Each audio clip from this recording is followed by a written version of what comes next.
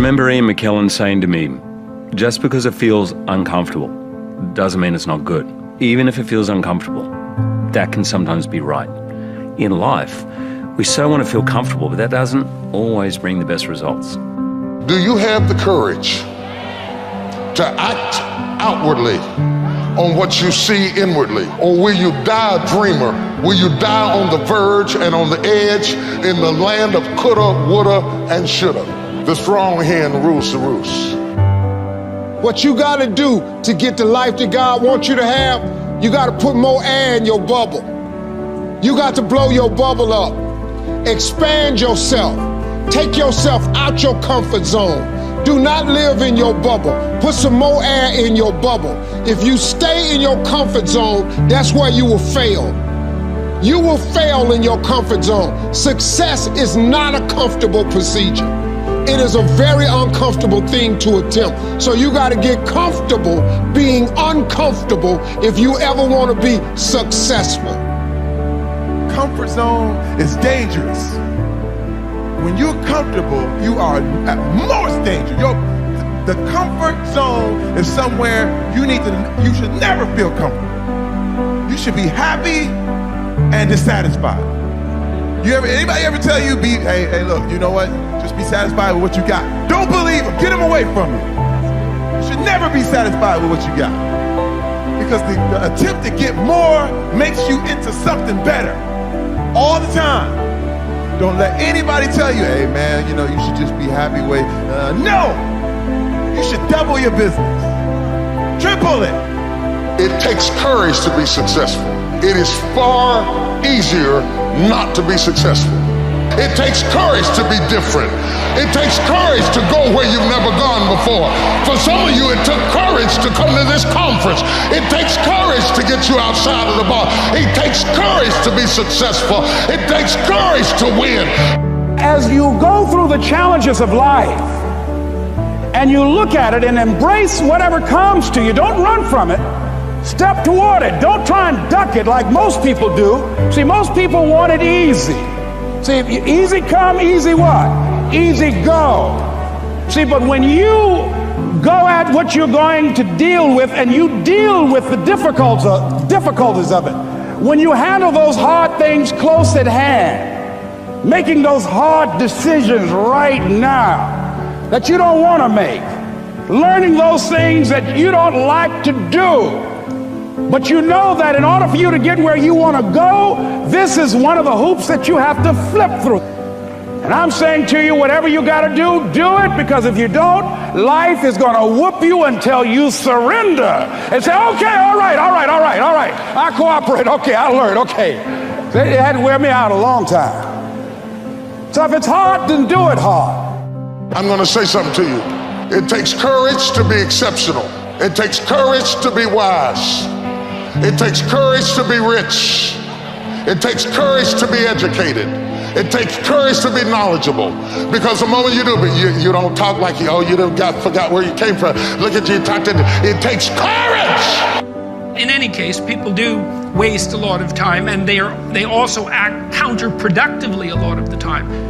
Regardless, we do make progress, and we can thrive under the difficult conditions that make up our lives, and we can resist the malevolence that entices us. That's within our power, and we don't know the limits to that. We all know this. It is better to live courageously than cowardly. Everyone knows that. That's what you teach people that you love, and we know that it's better to live truthfully than in deceit.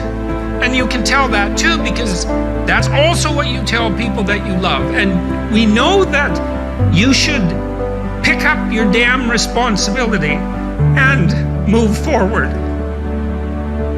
There's something that I invented a long time ago, and when you have nothing to draw from, I was able to find strength in every molecule of this earth. I'm able to be in a room with nothing, with no motivation, no inspiration, nothing, and find it. So what I did in those situations was I invented this thing called taking souls. When everybody's all f***ed up and you're exhausted and you're weak and you're tired and you're looking around and everybody looks as bad as you or even worse, I'm like, you know what? I want to now make a statement. It's the perfect time to make a statement. To make a statement to let you know where your life ends and mine begins. And so the statement there is, I muster up every bit of strength from their looks on their faces and how they feel, and how I'm going to now, from my childhood, where I came from, how I was the bottom of the barrel, I'm now amongst all these uncommon people. I'm now going to now make you feel like you're common. So I use their sadness, their weakness, their parts of their life where, God, this sucks. I'm like all poopy pants and messed up. I use that for my strength. And I have this moment of like, let's say we're in the sand, we're running or whatever. I will do a surge. I will do something and everybody's like, how the f is he doing this? And from that look on their face, that feeling of, God, man, this guy must be something special. It then surges me further and faster and harder for a long time. So it's energy's everywhere. But the thing is, it's so loud, that voice in your head of pain and suffering and discomfort and I don't want to do this is so loud that you're unable to really calm it down and say, okay, there's something here.